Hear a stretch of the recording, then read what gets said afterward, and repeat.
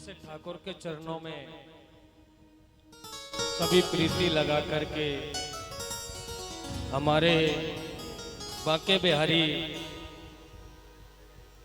देखिए कल की कथा में आप श्रवण कर रहे थे,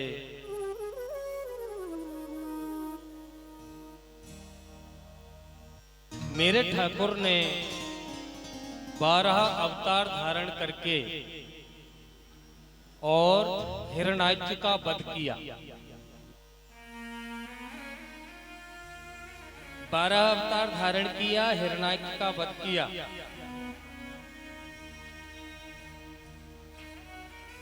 हिरण्याक्ष का मतलब होता है लोभी।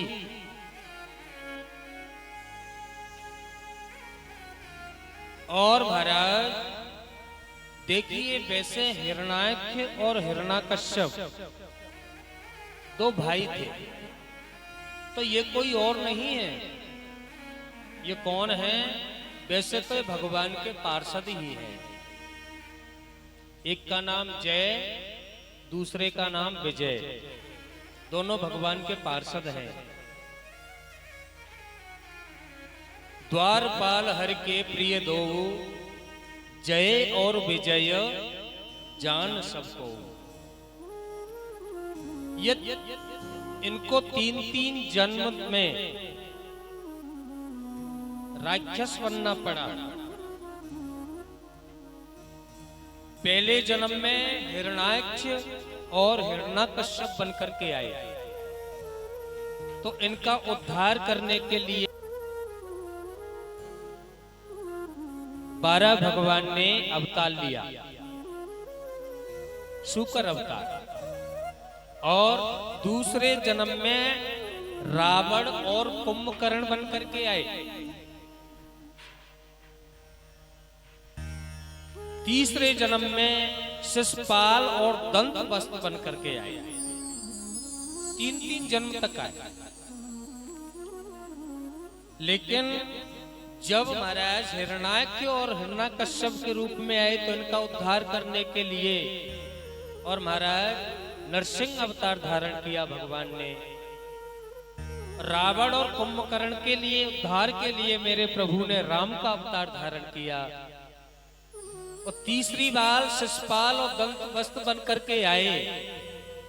मेरे प्रभु ने कन्हैया का रूप धारण किया और इनका उद्धार किया। हिरण्याक्ष हिरण्याकश्यप का मतलब होता है लोभी। लोभ, जिसकी लोभी का मतलब होता है। हिरण्याक्ष किसको कहते हैं? हिरण्याक्ष कहते हैं सदैव इसकी नजर सोने पर रखी रहे, बोले मुझको इतना धन प्राप्त हो जाए, लोभी। और दूसरी बार बनकर के रावण और कुंभकर्ण। रावण कुंभकर्ण का मतलब क्या होता है? बोले कामी। और तीसरी बार शिशुपाल और दंतवत, बोले क्रोधी। क्रोधी मेरे प्रभु ने उद्धार किया है। और महाराज आज 12 भगवान ने जाकर के शुकर क्षेत्र में जाकर के और अपने शरीर को छोड़ा। 12 भगवान शुकर अवतार। शुकर क्षेत्र किसको कहते हैं? शुकर क्षेत्र कहते हैं सोरोजी। गंगा जी में सोरोजी है, उसको शुकर क्षेत्र कहते हैं। मेरे 12 भगवान ने जाकर के शरीर को वहां पर छोड़ा था। तो महाराज जो 12 भगवान के 4 पैर हैं, जो 12 भगवान के 4 पैर हैं, उसके 4 खम्भ बन गए। कौन से खम्भ? जो यज्ञ के काम आते हैं। 4 खम्भ यज्ञशाला के जो काम आते हैं। 12 भगवान का नीचे का जो मुख है उसकी सूची बनी, ऊपर का मुख है उसका स्रवा बना। और जो रोमावली थी उसकी महाराज कुशाएं बन गई, जो पवित्री के काम आती हैं। और वैसे महाराज 12 किसको कहते हैं? 12 कहते हैं परम श्रेष्ठम फलम मूलम अस्याहारा सा 12। अधिक आहार वाला हो उसको कहते हैं 12। ऐसा मेरे प्रभु ने का 12 अवतार हुआ था। और उनसे आगे चल करके जब 12 अवतार करके हिरण्याक्ष का वध कर दिया तो पृथ्वी को अभिमान हो गया। बोलो राधे राधे। पृथ्वी को कैसे अभिमान हुआ? देखो देखो, बांके में कन्हैया को भी देखो, ठाकुर को बोले मैं यहां पर नहीं थी तो मेरे लिए और भगवान को भी सूकर बनना पड़ा। उसी समय मेरे प्रभु ने वृंदावन का निर्माण कर दिया, वृंदावन का दर्शन कराया और पृथ्वी का अभिमान दूर किया। ऐसे ही होता है भैया। भगवान ये कहते हैं अगर आपको हमारे नजदीक आना है, छल कपट नहीं होना चाहिए, अपने अंदर छल कपट नहीं होना चाहिए। भगवान ये कहते हैं नहीं, मुझको पैसे की जरूरत नहीं है, मैं ये भी नहीं देखता हूँ पैसे वाला है, मैं ये भी नहीं देखता हूँ कि इसके वस्त्र कैसे हैं, मैं ये भी नहीं देखता हूँ इसके मकान है भी या नहीं है, खाली मैं तो इसका भाव देखता हूँ। भगवान कहते हैं भाव का भूखा हूं मैं, भाव ही बस सार है, भाव से मुझको भजे तो भव से भेड़ा पार है। भैया भाव चाहिए। और क्या कहते हैं? अन्न धन और वस्त्र भूषण कुछ न मुझको चाहिए, भाव से एक फूल दे दे बस मुझे स्वीकार है। भगवान क्या कहते हैं? अन्न धन और वस्त्र भूषण कुछ न मुझको चाहिए, भाव से एक फूल देवे बस मुझे स्वीकार है। और कहते हैं भाव बिन कुछ भी जो देवे मैं कभी लेता नहीं, आप हो जाओ मेरे बस यही सत्कार। प्रभु ये कहते हैं अगर भाव के बिना जो भी चाहे कोई करोड़ रुपए दे तब भी प्रभु स्वीकार नहीं करते हैं। और बस क्या कहते हैं? आप हो जाओ मेरे, बस आप ही हो जाओ। अरे प्यारे, दुनिया के लिए कहते हो हम तेरे हैं, हम तेरे हैं। एक बार कन्हैया को बोल कर देखो ना, प्रभु हम तेरे हैं, तुम हमारे हैं। देखिए आपको कितना आनंदमय जीवन हो जाएगा। ठाकुर जी यही कहते हैं। और मैं तो ये कहता हूं, कभी कभी बात आती है तो मैं तो एक ही बात देख रहा हूं यहाँ पर। देखो अच्छे अच्छे पैसे वाले सोचते रहते हैं, बोले हम कथा सुनेंगे, हम सुनेंगे, लेकिन क्यों उस पर ठाकुर की कृपा नहीं है।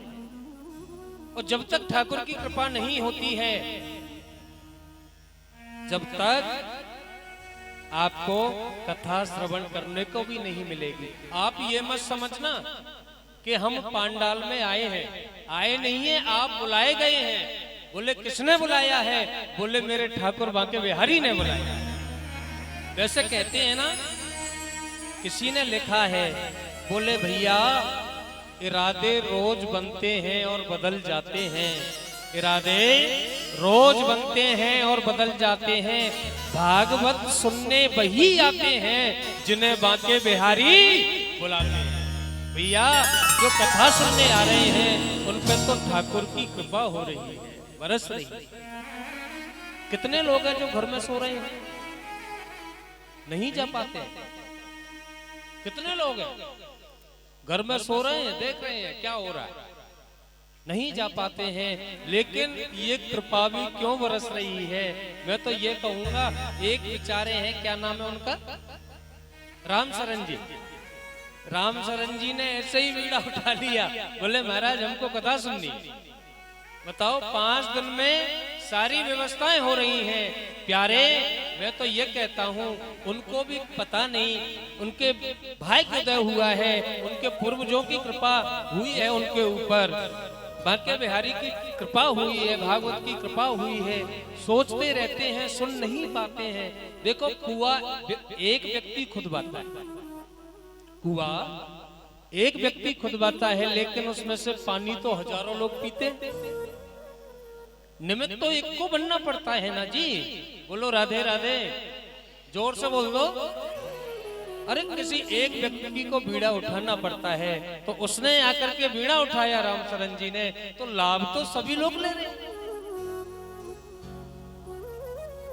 बस बात यही होती है कि भैया थोड़ा साथ देने की बात है। अगर आप मिलकर के चलोगे, मैं तो ये देखता हूँ, देखिए मैं अच्छी अच्छी जगह कथा करने जाता हूँ।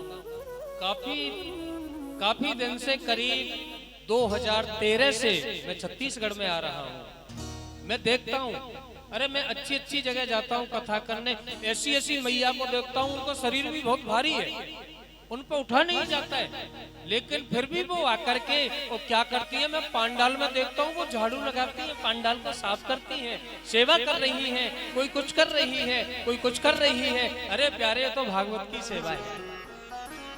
कोई आ रहा है, कोई किसी की सेवा कर रहा है, कोई किसी की कर रहा है।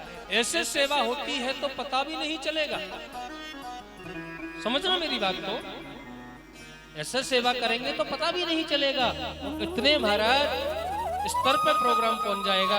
अगर आप यही सोचते रहोगे कि समिति वाले करेंगे तो काम होगा, ऐसा कुछ नहीं है। सबका भागवत है, सार्वजनिक हो रहा है। आप तो ये समझें कि हाँ हम इस भागवत को करा रहे हैं, अपना समझें। बोलो राधे राधे। उनसे आगे चल करके आइए उसी कथा में प्रवेश करते हैं। उनसे आगे चल करके, और महाराज एक ऋषि हुए करदम। आगे कथा आती है, करदम ऋषि हुए, और करदम ऋषि एक दिन सरोवर में स्नान करने के लिए गए थे। जैसे सरोवर में स्नान करने के लिए गए थे, तो करदम ऋषि ने क्या देखा भैया? करदम ऋषि ने देखा कि एक मछली के जोड़े को देखा। बोलो राधे राधे। एक मछली के जोड़े को देखा तो वो संसार के सुख में बड़ा लिप्त था।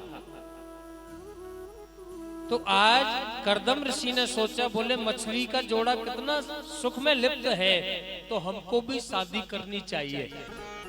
ऐसा मन में भाव आया, हमको भी शादी करनी चाहिए। तथा सचहम परेवोकम समासी ग्रह मेधनम। आज करदम ऋषि सोचते हैं, बोले हमको भी शादी करनी चाहिए। तो पहले तो बाबा भजन करते थे कि मेरी मुक्ति हो जाए, अरे मुझे भक्ति मिल जाए। आज बुढ़े बाबा भजन कर रहे हैं कि मेरी शादी हो जाए। बोलो राधे राधे। भजन करने बैठ गए, और जैसे ही भजन करने बैठे, जब घोर तपस्या की करदम ऋषि ने, तो महाराज श्रीमन नारायण प्रभु प्रकट हो गए। तो प्रकट होकर के कहा, बोले आप वरदान मांगिए। और जैसी वरदान की कहा, तो बोले महाराज मुझे तो ऐसा करो, तुम्हारी भक्ति दे दो, आपकी कृपा बनी रहे, और कुछ नहीं चाहिए। ठाकुर जी सोचते हैं कि विवाह के लिए तो भजन किया है, वो उस वरदान को मांगता नहीं, उस बात को नहीं, बस भक्ति दे दो, ये दे दो। अच्छा भक्ति दे दो, शादी वादी नहीं करनी क्या? भगवान ने कहा, अरे नहीं प्रभु ऐसी कोई बात नहीं है, तुम तो शादी की मना कर रहे हो, पर मैं तो शादी तुम्हारी पक्की भी करके आ गया। भगवान ने कहा, जब कहा प्रभु तुम पक्की करके आ गए, तो क्यों ना शादी हम कर ही लेते। बोलो राधे राधे। ऐसा आजकल भी तो होता है ना, अगर किसी लड़के से पूछो तुम्हारी शादी कर रहे, नहीं नहीं नहीं नहीं नहीं, हमको शादी नहीं करनी, अभी तो हमको थोड़ा पढ़ना लिखना है। और देखते हैं ना, तो पेट में बड़े शादी के लड्डू फूटते, कब शादी हो जाए। जैसे ही कहा, बोले तुम अगर शादी पक्की करे आए तो हम कर ही लेते। तो ऐसा करना, कल प्रातः कालीन मनु महाराज और महारानी शत्रुपा अपनी पुत्री देवहूति को लेकर के तुम्हारे पास आएंगे। तुम मना मत कर देना, तुम तुरंत शादी कर लेना, पक्की कर लेना। अब जैसे प्रभु जाने लगे, तो आज करदम ऋषि बोले बोले थोड़ा रुकिए प्रभु रुकिए, क्या बात है? सुनो, शादी तो मैं कर लूंगा, लेकिन मुझे एक वचन देना पड़ेगा। बोले क्या चाहते हो? बोले एक वचन दे दो कि मेरे घर में तुम्हें बेटा बन करके आना पड़ेगा। बोलो राधे राधे। भगवान ने कहा था, बोले तथास्तु, ऐसा ही हो, बेटा बन करके आए। प्रातःकालीन का समय हुआ, जैसे समय हुआ महाराज मनु और महारानी शत्रुपा अपनी पुत्री देवहूति को लेकर के करदम ऋषि की कुटिया में आए। दूर से ही देखा, जैसे दूर से देखा था महाराज करदम ऋषि ने, तो 3 आसन डाले। एक तो होने वाली सुसर साहब के लिए, एक होने वाली सासू माँ के लिए और एक होने वाली धर्मपत्नी के लिए, 3 आसन डाले। करदम ऋषि सोच रहे थे मेरी यही परीक्षा है, अगर मेरी इस परीक्षा में पास हो गई तो मैं जरूर अवश्य शादी कर लूंगा। देखो आजकल भी तो ऐसा होता है, बड़े देखने की रखते हैं। आजकल तो देखो ऐसी बहस होती है, लड़का लड़की में देखने जाते हैं, ऐसे बहस होती है जैसे कि महाराज कोर्ट में वकील बहस करते हैं। बोलो राधे राधे। इतना करते हैं, बोले महाराज 5 फटकी है लड़की तो 4.25 की नहीं चलेगी, 5 की चाहिए। ऐसा होता है। अरे बेचारा, लेकिन एक बात बताऊंगा, बोले इतना चाहिए भैया, आजकल तो ऐसा ऐसा हो रहा है कि जब लड़की देखने जाते हैं तो बेचारा, अरे पड़ोसी भी जा रहा है, ऊपर वाला भी जा रहा है, नीचे वाला भी जा रहा है, बेचारा बेटी वाला अगर नहीं होगा तो व्यवस्था डल्लम के गद्दे भी किराए से मंगाएगा, ठंडा गर्म चटपटा मीठा सारी वस्तु खिलाएगा। और फिर अगर वो पूछेगा ना बेटी वाला बेटा वाले से, अजी मेरी बेटी आपको कैसी लगी, तो पता है मुंह बना करके बोल देते हैं, बोले फोन कर देंगे कैसी लगी। बोलो राधे राधे। ये फूहड़पन पहले हमारे देश में नहीं था।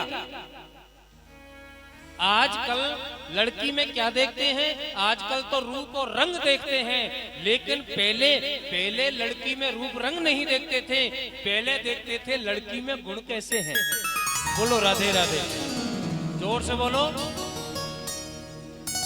एक बात मेरे को याद आ रही है, एक बार एक लड़की को देखने गए, लड़का भी गया था, और जैसे लड़का भी लड़की को देखने गया तो बेटी वाले ने कहा था, जी ऐसा करो आपके लड़के को भेज दो, लड़की से बातचीत कर ले। अब बातचीत हो रही है लड़की से, लड़का कहता है सुनो तुम पे भोजन बनाना आता है? लड़की बोली हाँ हाँ भोजन बनाना आता है। ठीक, अच्छा तुम पे नाचना भी आता है? हाँ हाँ हाँ मुझ पे नाचना भी आता है। तो सुनो तुम पे गाना भी आता है? हाँ हाँ मुझ पे गाना भी आता है। तो ठीक है शादी कर लेते हैं। अब लड़की ने कही अब मैं भी तो पूछूंगी। लड़की वाला बोला अरे नहीं नहीं बेटी हमें कुछ नहीं पूछना है। अरे इसने मेरा दिमाग खराब करके फेंक दिया आधे एक घंटे से, मेरा भी तो हक बनता है पूछने का, मेरा भी तो फर्ज है, मैं भी तो पूछूंगी। कोई बात नहीं है पूछ लो। अब तो लड़की पूछने लगी सुनो आपने कहा कि मुझ पे भोजन बनाना आता है, मैंने कहा हाँ आता है। आपने कहा कि तुम पे नाचना आता है, मैंने कहा आता है। और आपने कहा तुम पे गाना आता है, मैंने कहा आता है। लेकिन मैं आपसे कहती हूँ तुम पे ढोलक बजाना आता है? बोलो राधे राधे। लड़का बोला ढोलक बजाना तो नहीं आता है, अगर नाचूंगी मैं गाऊंगी मैं तो ढोलक बजाने का तेरा बाप आएगा। बोलो राधे राधे। प्यारे रिश्ता वही खत्म। आजकल तो ऐसी ऐसी बहस होती, लेकिन पहले के जमाने में गुण देखते थे। करदम ऋषि ने 3 आसन डाले, एक होने वाले ससुर साहब के लिए, एक सासू माँ के लिए, एक होने वाली धर्म पत्नी के लिए। आकर के ससुर साहब भी आके बैठ गए, सासू माँ भी आके बैठ गई, लेकिन देवहूति मैया आसन पर बैठी नहीं।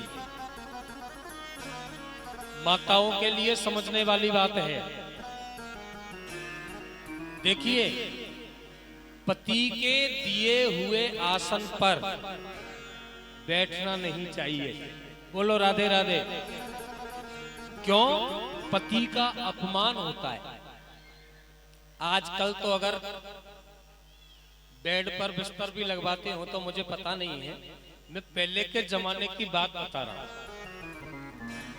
पति के दिए हुए आसन पर कभी बैठना नहीं चाहिए। और आजकल तो ऐसा सिस्टम है कि भैया पहले से ही अगर कोई सोफा लगा हो तो जाके श्रीमती जी बैठ जाती, चाहे पति बैठे या ना बैठे। देवहूति मैया सोच रही है मेरे पति का दिया हुआ आसन है, मैं बैठूं या ना बैठूं, आसन पर बैठती हूं तो पति का अपमान होता है और नहीं बैठती हूं तो आसन का अपमान होता है। अब क्या करना चाहिए? देवहूति मैया बड़े धर्म संकट में पड़ गई।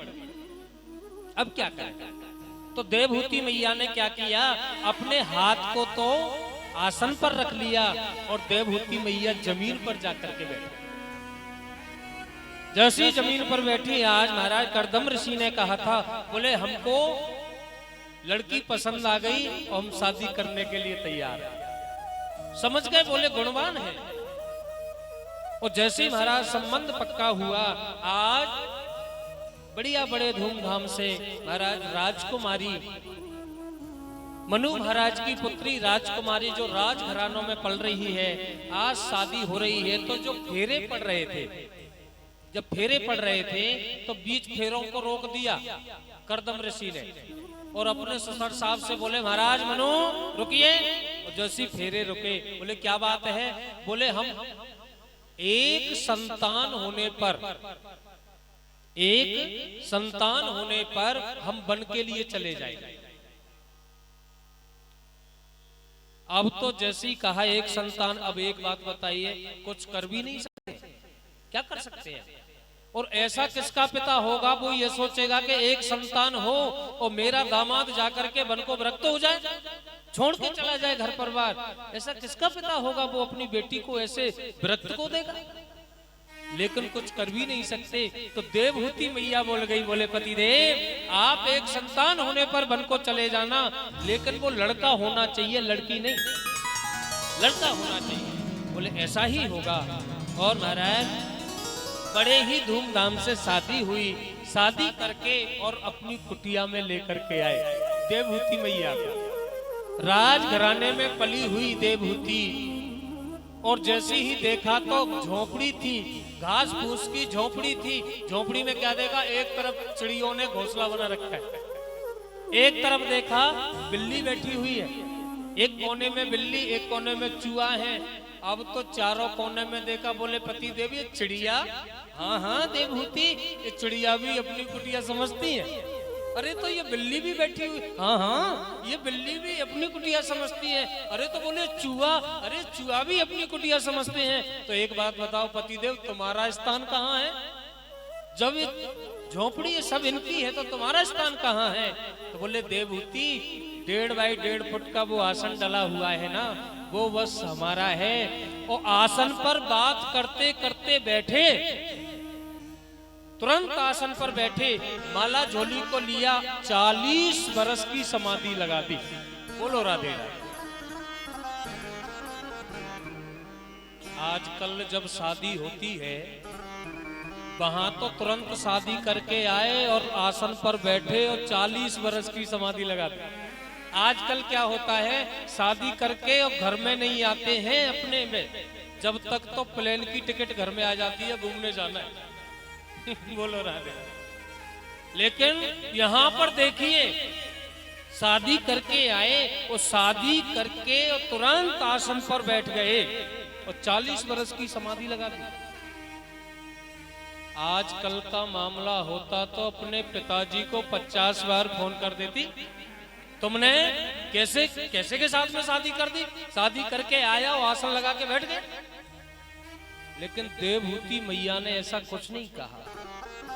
देवहूति मैया ने तो क्या करती, अगर पति को शरीर को गीले कपड़े से पोंछ देते, कंदमूल फल खा करके अपने जीवन को व्यतीत कर रही हैं।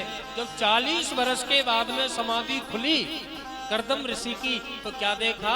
बोले कुटिया के सामने एक बुढ़िया, सफेद बाल आ गए, एक बुढ़िया झाड़ू लगा रही है। बोलो राधे राधे, जोर से बोल दो। कुटिया के बाहर झाड़ू लगा रही है। तो करदम ऋषि पूछने लगे, बोले देवी कौन? तुम कौन है? देवहूति मैया सोचने लगी, हे भगवान, मैं इनकी पत्नी और मुझको ही भूल गए। अरे पति देव, आज से 40 वर्ष पहले को याद करो। मेरे पिता मनु तुम्हारे हाथ में शादी की थी, हाथ में हाथ दिया। और देवहूति तुम, अरे अपने पिता के यहाँ चली जाती। तो देवहूति मैया ने कितना सुंदर जवाब दिया है। ये माताओं को समझने वाली बात है। क्या कहा? कर्दम ऋषि ने कहा था, देवहूति तुम अपने पिता के यहाँ चली जाती। लेकिन देवहूति ने कहा था, बोले पतिदेव, पिता का घर तो बेटी के लिए जब तक होता है उसकी डोली नहीं उठती है। जिस दिन उसकी डोली उठती, पिता के यहाँ से उठ जाती है, फिर तो उसका पति का ही घर सब कुछ होता है। बोलो राधे राधे, जोर से बोलो। जब इतना बात कहा तो महाराज आज प्रसन्न हो गए कर्दम ऋषि। एक सरोवर का निर्माण किया। आज हाथ पकड़ा देवहूति का और जाकर के उस सरोवर में डुबकी लगाई।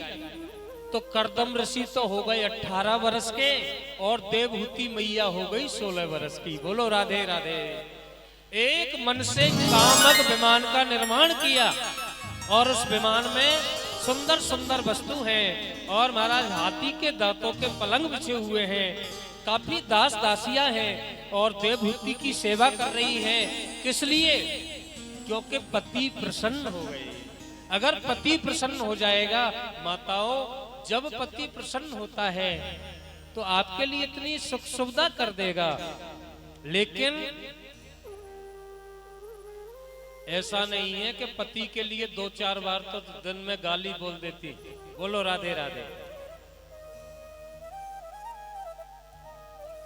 एक बात आती है, एक दिन ऐसा आता है कि उस दिन पति से कुछ कहती नहीं है। एक दिन आता है, वो दिन होता है कि हम क्यों रह रही हैं, वो व्रत करती है ना।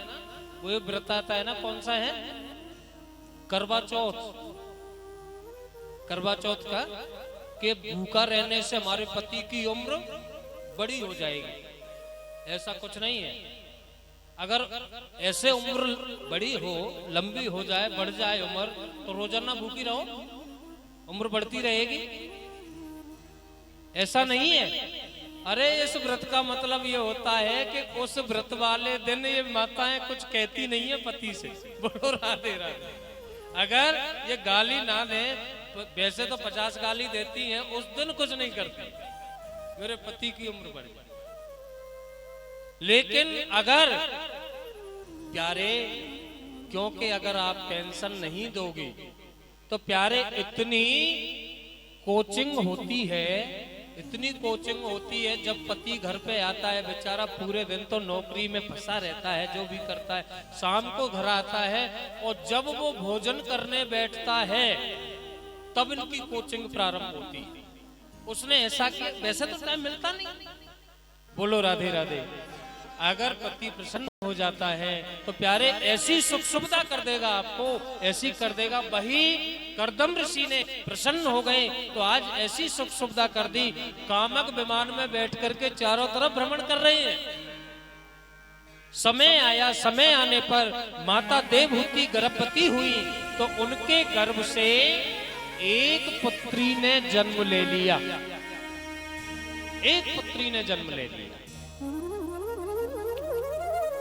धीरे करते महाराज दूसरे स्थान पर भी एक पुत्री ने जन्म लिया, तीसरे स्थान पर भी एक पुत्री ने जन्म लिया, चौथे स्थान पर भी एक पुत्री ने जन्म लिया और 5वें स्थान पर भी एक पुत्री ने जन्म लिया। 5 पुत्री हो गई कन्या। कर्दम ऋषि कहने लगे, हे भगवान, हम तो जाना चाहते हैं जंगल के लिए, लेकिन ये पुत्री हो रही है। और महाराज 7वें स्थान पर भी एक पुत्री ने जन्म ले लिया, 7 बेटी हो गई। और 8वें स्थान पर भी एक पुत्री ने जन्म ले लिया और 9वें स्थान पर भी एक पुत्री ने जन्म ले लिया। तो प्यारे, ये कोई और नहीं है, इन्हीं को कहते हैं नवदा भक्ति। ये भक्ति है। और जिसके जीवन में नवदा भक्ति आ जाती है तो 10वें स्थान पर तो भगवान को आना ही पड़ता है। 10वें स्थान। और जैसे ही आज 10वें स्थान पर माताएं गर्भवती हुई देवहूति तो महाराज चेहरे पर प्रकाश आ गया। और जैसी चेहरे पर प्रकाश आया कर्दम ऋषि गदगद हो गए। मुझे तो लगता है कि आज साक्षात नारायण ही मेरे पत्नी के गर्भ में आ गए। और जैसे ही महाराज समय नजदीक आया सोई महाराज आज माता देवहूति के गर्भ से भगवान कपिल का प्रागट्य हो गया। बोलिए कपिल देव भगवान की जय हो। जय जय श्री राधे। कपिल देव का प्रागट्य हो गया। और आज अब तो क्या किया कर्दम ऋषि ने कपिल देव का जैसे ही प्रागट्य हुआ सोई कमंडल उठाया और जंगल को जाने लगे। तो देवहूति कहने लगे पति देव ये क्या हो रहा है, कहाँ जा रहे हो? अरे हमारी तुम्हारी बात की ना, एक बेटा हो जाएगा हम जंगल को चले जाएंगे। कि पति देव वो तो ठीक है, आप एक बेटा होने पर तो जंगल को जा सकते हैं, लेकिन पिता का कर्तव्य क्या होता है? पिता का कर्तव्य होता है कि जिस पिता के घर में 9 बेटी हैं तो पिता का कर्तव्य होता है कि उन बेटियों का भी विवाह करके कहीं जाए। कर्दम ऋषि सोचने लगे हे भगवान अब 9 बेटी, कम से कम एक साल में एक बेटी का विवाह करूंगा तो 9 साल तो लग जाएंगे। अब क्या कर?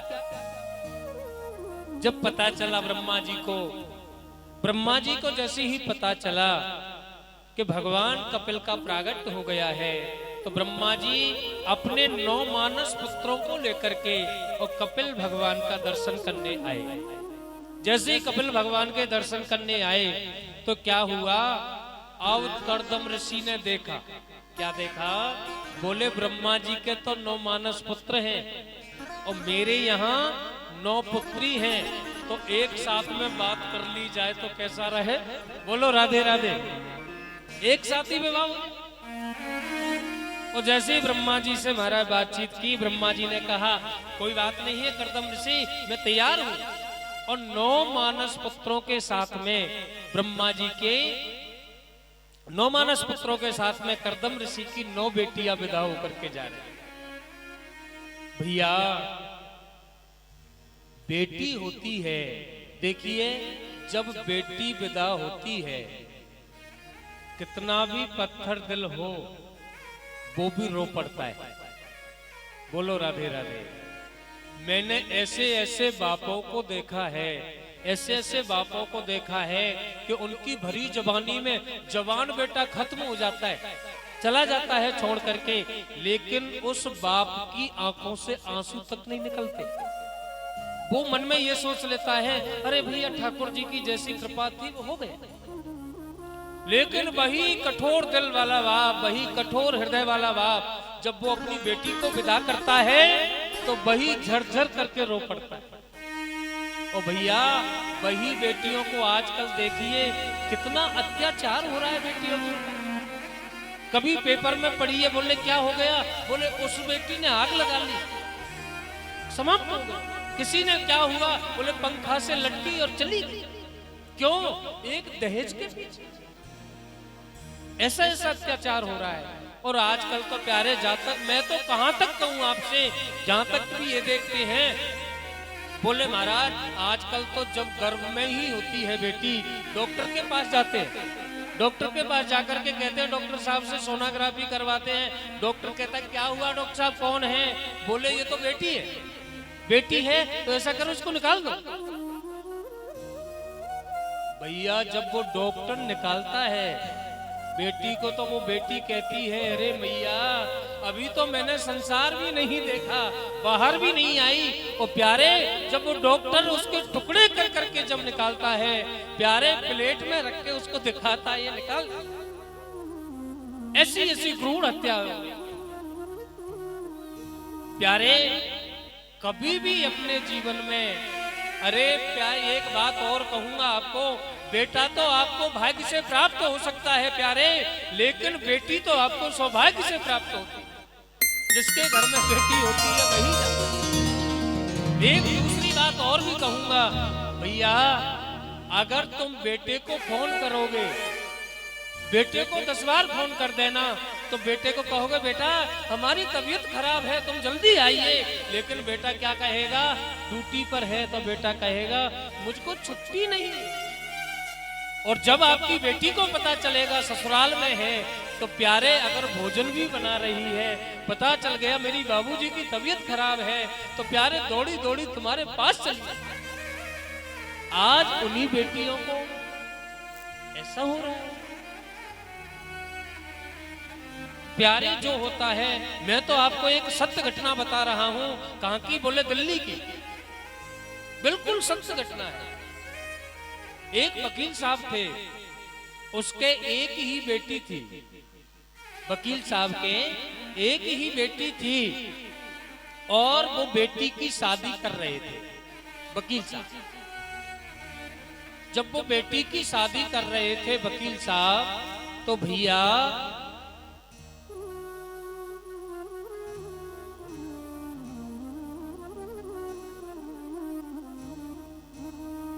बिठा दो उनको। बहुत ज्यादा उदम कर रहे हैं भैया, कोई व्यवस्थापक आप लोग उठते क्यों नहीं, उनको देखते क्यों नहीं हो आप लोग? अरे कितना मैंने के पेन के फूकना को फोड़ दो आप लेकर के, ऐसे कथाएं होती हैं। पीछे हल्ला हो रहा है, आगे बोलो कथा चल रही है।